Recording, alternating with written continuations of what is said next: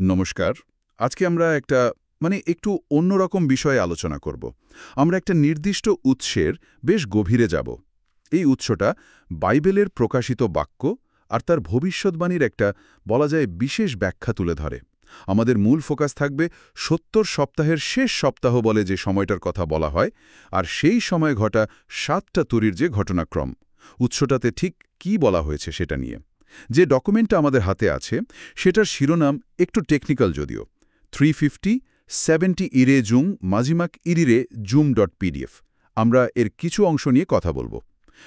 আমাদের লক্ষ্যটা হলো এই উৎস যেভাবে ব্যাখ্যা করেছে ঠিক সেটাই তুলে ধরা। কোনো মতামত যোগ না করে বোঝার চেষ্টা করব এই ব্যাখ্যা অনুযায়ী ৭টা তুরির প্রভাব কী, পশু শক্তির উত্থান কিভাবে হচ্ছে, ওই যে ৪৪,০০০ মনোনীত ব্যক্তি আর দুজন সাক্ষীর ভূমিকা, এই সব আর কি।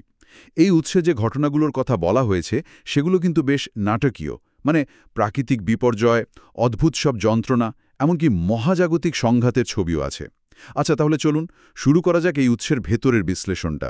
দেখা যাক এই ব্যাখ্যা আমাদের ঠিক কোথায় নিয়ে যায়। হ্যাঁ, উৎসটা শুরুই করছে সপ্তম শিলমোহর খোলার ঘটনা দিয়ে। বলছে যে ওটা খোলার পরে ৭ জন স্বর্গদূত ৭টা তুরি শিঙা নিয়ে তৈরি হন। এরপর একটা বেশ ইন্টারেস্টিং আচারের বর্ণনা আছে। একটা ধূপদানি একটা পাত্রে বেদির ধূপ আর সাধুদের প্রার্থনা একসঙ্গে করে ঈশ্বরের সিংহাসনের সামনে যে সোনার বেদি সেখানে উৎসর্গ করা হয়। তারপর সেই একই পাত্রে বেদির আগুন ভরে সেটা পৃথিবীতে ছুঁড়ে ফেলা হয়, আর তার ফলেই গর্জন, রব, বিদ্যুৎ চমক আর ভূমিকম্প এসব হয়। আর ঠিক এর পরেই ৭ জন স্বর্গদূত একে একে তুরি বাজাতে শুরু করেন। এই উৎস কিন্তু পুরো প্রক্রিয়াটাকে প্রায়শ্চিত্ত বা পাপমোচনের সূচনার সাথে জুড়ে দেখছে। এ তো পূর্ণ একটা সংযোগ তো বটেই। আর এই উৎস যেমনটা বলছে, প্রথম ৪টে তুরির প্রভাব সরাসরি পৃথিবীর পরিবেশ প্রকৃতির উপরই পড়ছে, তাই না? যেমন ধরুন, প্রথম তুরিটা বাজার পর কি হচ্ছে, বলছে রক্ত মেশানো শিলাবৃষ্টি আর আগুন পৃথিবীতে নেমে আসছে। আর তার ফলে পৃথিবীর ১/৩, গাছপালার ১/৩, এমনকি সব সবুজ ঘাস নাকি পুড়ে যাচ্ছে। এই উৎস ধারণা করছে এর ফলে যে দুর্ভিক্ষ পরিস্থিতি হয়তো আগে থেকেই চলছিল সেটা আরও সাংঘাতিক হয়ে উঠবে। তার একটা হিসাবও দিচ্ছে, যদি এই নতুন ক্ষতিগ্রস্ত এলাকাটা আগের এলাকাগুলো থেকে আলাদা হয় তাহলে পৃথিবীর প্রায় ৭ ভাগের ১২ ভাগ অংশে খাদ্যাভাব দেখা দিতে পারে। ভাবা যায়। আর তখন লুটতরাজ তো বাড়বেই। এই বর্ণনাটা প্রকাশিত বাক্যের ৮ নম্বর অধ্যায়ে আছে, বলছে। ঠিক তাই। আর প্রভাবটা দেখুন ক্রমশ বাড়ছে।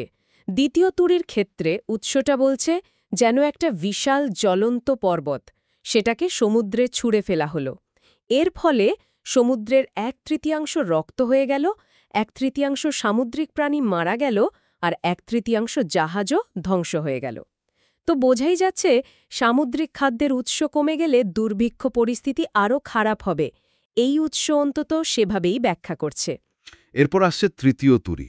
এখানে নাগদানা বলে একটা বিশাল জ্বলন্ত তারার কথা বলা হচ্ছে। ইংরেজিতে যেটাকে ওয়ার্মউড বলে, তিক্ত। এটা আকাশ থেকে নেমে এসে নদ-নদী আর ঝরনার ১/৩ ওপর পড়ছে। এই উৎসের ব্যাখ্যা অনুযায়ী এর প্রভাবে জলের ১/৩ এতটাই তেতো হয়ে যায় যে সেই জল খেয়ে বহু লোক মারা যায়। পৃথিবীর ১/৩ এলাকা হয়তো কিছুদিনের জন্য হলেও বসবাসের অযোগ্য হয়ে পড়ছে। আর আবারও সেই একই কথা, যদি এই এলাকাটা আগের ক্ষতিগ্রস্ত এলাকাগুলোর সাথে না মেলে তাহলে তো দুর্যোগের পরিধি আরও বেড়ে যাবে। আর এই দূষিত জল যদি চাষেরও অযোগ্য হয় তাহলে খাদ্যাভাব, অরাজকতা কোন পর্যায়ে যাবে ভাবলেই ভয় লাগে। আর চতুর্থ তুরিটা, এর প্রভাবটা আরেকটু অন্যরকম, কিন্তু কম ভয়ঙ্কর নয়। সূর্য, চাঁদ আর নক্ষত্রগুলোর ১/৩ এমনভাবে আঘাত পায় যে সেগুলো অন্ধকার হয়ে যায়। দিনের ১/৩ আর রাতের ১/৩ আলোহীন। এই উৎসের সম্ভাব্য ফলাফল হিসেবে বলছে গাছের যে খাদ্য তৈরি প্রক্রিয়া, স্যালক সংশ্লেষণ, সেটা ব্যাহত হতে পারে। ফলে খাদ্য উৎপাদন কমে যেতে পারে, এমনকি আলোর অভাবে অপরাধও বাড়তে পারে, এরকম একটা ইঙ্গিত দেওয়া হয়েছে। এই ৪টে পরিবেশগত বিপর্যয়ের পর ঘটনা কিন্তু আরও ভয়ঙ্কর দিকে যাচ্ছে। চতুর্থ তুরির ঠিক পরে উৎসটা প্রকাশিত বাক্যের একটা খুব গুরুত্বপূর্ণ জায়গা তুলে ধরছে। আকাশে উড়ন্ত একটা ঈগল ঘোষণা করছে, সন্তাপ, সন্তাপ, সন্তাপ, ভো ভো ভো। এটা আসলে সামনে আসতে চলা আরও ৩টে ভয়াবহ ঘটনার সতর্কবার্তা, যেগুলো পঞ্চম, ষষ্ঠ আর সপ্তম তুরির সাথে জড়িত। এগুলোকে ৩টি সন্তাপ বা ভো বলা হচ্ছে। এই পর্যায় থেকে আঘাতটা যেন সরাসরি মানুষের ওপর আসছে। ও আচ্ছা, তাহলে প্রথম সন্তাপ মানে পঞ্চম তুরির কথায় আসি। এই উৎসের বর্ণনা অনুযায়ী কি হয় তখন? অতল গহ্বর বা অ্যাবিসের দরজা খুলে যায়, আর সেখান থেকে পঙ্গপালের মতো দেখতে অদ্ভুত একদল প্রাণী বেরিয়ে আসে। তাদের ক্ষমতা দেওয়া হয় কাদের কষ্ট দেওয়ার? পৃথিবীতে থাকা সেই সব মানুষদের যাদের কপালে ঈশ্বরের সুরক্ষার চিহ্ন বা সিল মোহর নেই। এই যন্ত্রণাটা নাকি কাকড়া বিছার কামড়ের মতো ভয়ঙ্কর, আর 5 মাস ধরে চলে। তবে ইন্টারেস্টিং ব্যাপার হলো, উৎস বলছে এরা মানুষকে মারতে পারে না, শুধু কষ্ট দেয়, অসহ্য কষ্ট। এদের একজন রাজাও আছে, হিব্রুতে নাম আবদোন, গ্রিক ভাষায় আপুলুয়ান, দুটোরই মানে হচ্ছে ধ্বংসকারী। প্রকাশিত বাক্যের 9ম অধ্যায়ে আছে এই বিবরণ। হ্যাঁ, এখানে কয়েকটি জিনিস লক্ষ্য করার মতো। উৎস যেমনটা জোর দিয়ে বলছে, এর নির্দিষ্টতা দেখুন। আক্রমণটা শুধু সিলমোহর ছাড়া লোকেদের ওপর। কষ্টের সময়টাও একেবারে নির্দিষ্ট, 5 মাস। আর কষ্টের ধরনটাও স্পষ্ট, মৃত্যু নয়, শুধু যন্ত্রণা। এই নির্দিষ্ট বিষয়গুলো ব্যাখ্যার ক্ষেত্রে কিন্তু খুব গুরুত্বপূর্ণ হয়ে ওঠে। মানে এগুলো কি আক্ষরিক অর্থেই ঘটবে, নাকি এর কোনো প্রতীকী ব্যাখ্যা আছে? সেই প্রশ্নটা কিন্তু থেকেই যায়। এরপর ষষ্ঠ তুরি, যেটা দ্বিতীয় সন্তাপ নিয়ে আসছে। এই উৎসের ব্যাখ্যায় এই তুরি বাজার পর ফোরাত নদীর কাছে বন্দী 4 জন স্বর্গদূতকে ছেড়ে দেয়া হয়, আর তারা এক বিশাল বাহিনী নিয়ে আসে। উৎসর সংখ্যাটাও বলছে 200 মিলিয়ন, মানে 20 কোটি অশ্বারোহী সৈন্য। ভাবা যায় এত সৈন্য! আর এই বাহিনী নাকি পৃথিবীর বাকি মানুষের 1/3 হত্যা করে ফেলে। সংখ্যাটা সত্যিই বিশাল।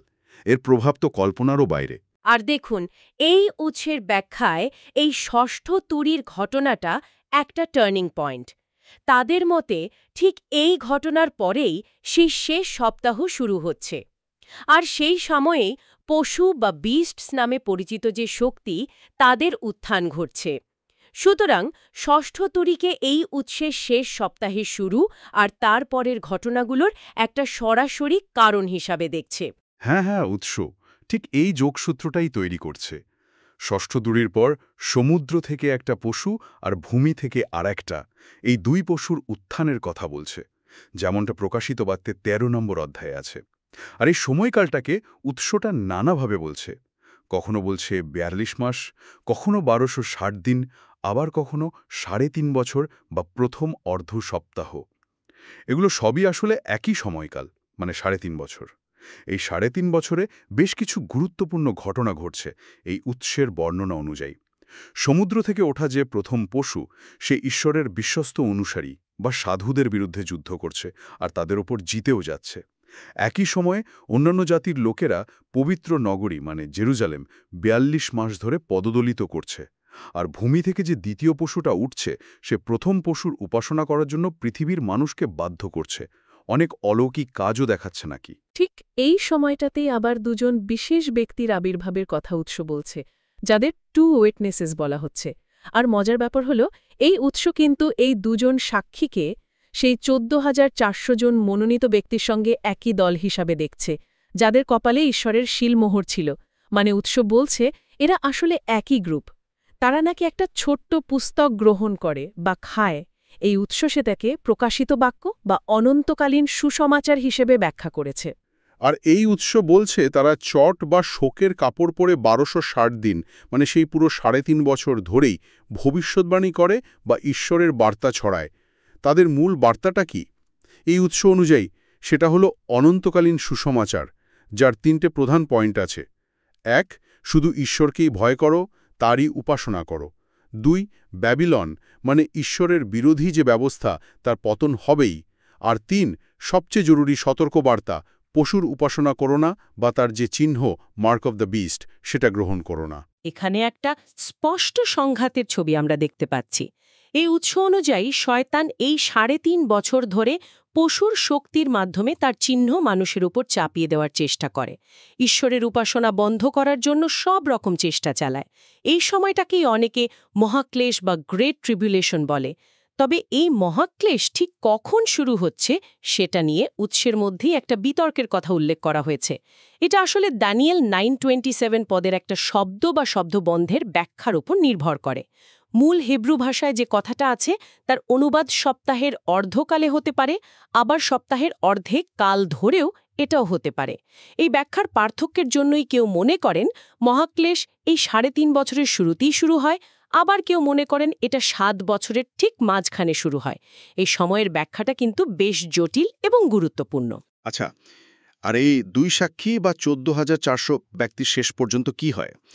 এই উৎসের বর্ণনা অনুযায়ী তাদের এই 3.5 বছরের সাক্ষ্য দেওয়ার কাজ যখন শেষ হয়, তখন অতল গহ্বর থেকে উঠে আসা সেই পশুটা তাদের সঙ্গে যুদ্ধ করে এবং তাদের হত্যা করে। তাদের মৃতদেহ নাকি কয়েকদিন রাস্তাতেই পড়ে থাকে। কিন্তু তাদের মৃত্যুটা শেষ কথা নয়। উৎসের পর 7ম তুরীর কথায় আসছে, যেটা তৃতীয় এবং শেষ সন্তাপ নিয়ে আসে। এই তুরী বাজার সঙ্গে সঙ্গেই স্বর্গে একটা বিরাট ঘোষণা হয়। কি ঘোষণা? জগতের রাজত্ব এখন থেকে আমাদের প্রভু এবং তার অভিষিক্ত ব্যক্তির হয়েছে এবং তিনি যুগে যুগে রাজত্ব করবেন। আর একই সময়ে স্বর্গে ঈশ্বরের মন্দির খুলে যায়, যেখানে নিয়ম সিন্দুক বা আর্ক অফ দ্য কভেনেন্ট দেখা যায়। এর সাথে থাকে ভয়ঙ্কর সব প্রাকৃতিক ঘটনা, বিদ্যুৎ চমক, নানা রকম শব্দ, বজ্রধ্বনি, ভূমিকম্প আর প্রচণ্ড শিলাবৃষ্টি। এই সপ্তম তুরীর তাৎপর্য তাহলে অনেক গভীর, তাই না? মনে হচ্ছে যেন এটাই সবকিছুর ক্লাইম্যাক্স। একদম। এই উৎসব 7ম তুরীকে কয়েকটা অত্যন্ত গুরুত্বপূর্ণ ঘটনা শুরু হিসাবে চিহ্নিত করেছে। প্রথমত, এটা হলো প্রথম পুনরুত্থান বা ফার্স্ট রেজারেকশনের সময়। এটাকে ফসল কাটা বা হারভেস্টও বলা হয়েছে, মানে মৃত সাধুদের পুনরুত্থান আর জীবিত সাধুদের রূপান্তর এই সময়েই ঘটে। উৎসটা এভাবেই ব্যাখ্যা করছে। প্রকাশিত বাক্যের 11, 14 আর 20 অধ্যায়ে এর সমর্থন খোঁজা হয়েছে। দ্বিতীয়ত, এই 7ম তুরীর পরেই শেষ 7টি মহাবিপদ বা 7 লাস্ট প্লেগস পৃথিবীতে নেমে আসে। এই উৎস এই ঘটনাগুলোকে বিশেষভাবে দুষ্ট বা ঈশ্বরের বিরুদ্ধাচারীদের জন্য নির্ধারিত মহাক্লেশ হিসাবে বর্ণনা করছে। মানে এই উৎসের ব্যাখ্যা অনুযায়ী মহাক্লেশের একটা পর্যায় আছে যার শুধু অবিশ্বাসীদেরই ভোগ করতে হয়। আর তৃতীয়ত, 7ম তুরী বাজার সঙ্গে সঙ্গেই ঈশ্বরের চূড়ান্ত ক্রোধ বা রোষ দুষ্টদের ওপর বর্ষিত হতে শুরু করে, যার বিস্তারিত বর্ণনা প্রকাশিত বাক্যের পরের অধ্যায়গুলোতে পাওয়া যায়, যেমনটা উৎস বলছে। পুনরুত্থান নিয়ে কি এই উৎস আরও কিছু বলেছে? মানে কারা কারা ঠিক এই প্রথম পুনরুত্থানে অংশ নেয়? হ্যাঁ, উৎসটা এই বিষয়ে আরও কিছু তথ্য দিয়েছে। তাদের মতে প্রথম পুনরুত্থানে বেশ কয়েকটা দল আছে, যেমন ওই 14,400 ব্যক্তি যাদের ঈশ্বরের সিলমোহর দেওয়া হয়েছিল আর যারা মনুষ্যকুলের প্রথম ফল হিসেবে পরিচিত। এছাড়াও আছেন আত্মার প্রথম ফল পাওয়া সাধুরা, এর মধ্যে যিশুর সময় থেকে শুরু করে আগের সব শহীদ, এবং মহাক্লেশের মধ্যে দিয়ে গিয়ে যারা মেষশাবকের রক্তে নিজেদের পোশাক ধুয়ে শুচি করেছেন তারাও আছেন। এমনকি পুরাতন নিয়মের বিশ্বাস্ত সাক্ষী আর শহীদরাও এই পুনরুত্থানে অংশ নেন বলে উল্লেখ করা হয়েছে, যেমনটা হিব্রুদের কাছে লেখাপত্রে ইঙ্গিত পাওয়া যায়। উৎসটা আরও কিছু সম্ভাব্য পুনরুত্থানের কথাও বলেছে, তবে সেগুলোর বিষয়ে কিছুটা অন্য মত বা আলোচনার জায়গা আছে বলে জানিয়েছে। যেমন যিশুর পাশে ক্রুশে বিদ্ধ যে অনুতপ্ত অপরাধী ছিল তার পুনরুত্থান কখন হবে, বা ধরুন যাদের বিশ্বাস হয়তো ততটা পরীক্ষিত হয়নি তাদের পুনরুত্থান কেমন হবে। উৎসটা 1 করিন্থীয় 15:44 পদের ভিত্তিতে স্পিরিচুয়াল বা আত্মিক দেহ আর আরেক ধরনের দেহ, যাকে উৎস সোলিশ বা আত্মা সম্পন্ন হয়তো মরণশীল দেহ বলছে, তার পার্থক্যের কথাও অল্প করে বলেছে। তবে এগুলো নিয়ে আরও বিস্তারিত আলোচনা অন্য জায়গায় আছে এমন একটা ইঙ্গিত দেওয়া হয়েছে। তাহলে পুরো বিষয়টাকে যদি আমরা একটু গুছিয়ে দেখি, এই নির্দিষ্ট উৎসটা প্রকাশিত বাক্যের ঘটনাগুলোকে একটা বেশ পরিষ্কার ক্রমে সাজিয়ে পেশ করছে। 7ম সিলমোহর খোলা দিয়ে শুরু, তারপর 7টা তুরীর মাধ্যমে বিপর্যয় ক্রমশ বাড়ছে। প্রথমে পরিবেশের উপর, তারপর মানুষের উপর আসছে ভয়ঙ্কর যন্ত্রণা, এরপর আসছে ঈশ্বরের বিরোধী শক্তি মানে পশুদের উত্থান আর তাদের শাসনকাল। একই সময়ে ঈশ্বরের বিশ্বস্ত অনুসারী মানে 1,44,000 বা 2 জন সাক্ষীর বার্তা প্রচার, আর শেষ পর্যন্ত তাদের মৃত্যুবরণ। আর সবকিছুর চূড়ান্ত পরিণতি ঘটছে সপ্তম তুরীর মাধ্যমে, প্রথম পুনরুত্থান আর ঈশ্বরের চূড়ান্ত বিচার ও ক্রোধ প্রকাশের শুরু। হ্যাঁ, এটাই এই উৎসের দেওয়া কাঠামোর মূল কথা বলতে পারেন। এর মূল ফোকাসটাই হলো এই সমস্ত ঘটনাকে একটা নির্দিষ্ট টাইমলাইনের মধ্যে ফেলা, বিশেষ করে ওই শেষ সপ্তাহে, আর বিশ্বাসী ও গোটা বিশ্বের জন্য এর কী তাৎপর্য সেটা তুলে ধরা।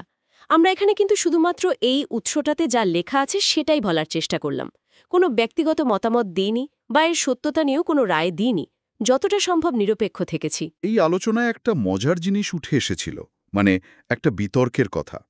মহাক্লেশের সঠিক শুরুটা কখন তা নিয়ে উৎসের মধ্যেই একটা প্রশ্ন রয়েছে, যেটা দানিয়েল 9:27 পদের ব্যাখ্যার উপর নির্ভর করছে। প্রশ্নটা হলো, এই ভয়ঙ্কর সময়টা কি 7 বছরের ঠিক মাঝখানে শুরু হয়, নাকি প্রথম 3.5 বছর ধরে চলতে থাকে? শ্রোতাদের জন্য এটা হয়তো একটা ভাবনার খোরাক হতে পারে। এই উৎসের দেওয়া কাঠামোর মধ্যে এই দুটো ভিন্ন ব্যাখ্যার প্রভাব ঠিক কী হতে পারে? ঘটনাগুলোর ক্রম, তাদের তীব্রতা বা পুরো টাইমলাইনটা বোঝার ক্ষেত্রে এই পার্থক্যের তাৎপর্য ঠিক কতখানি?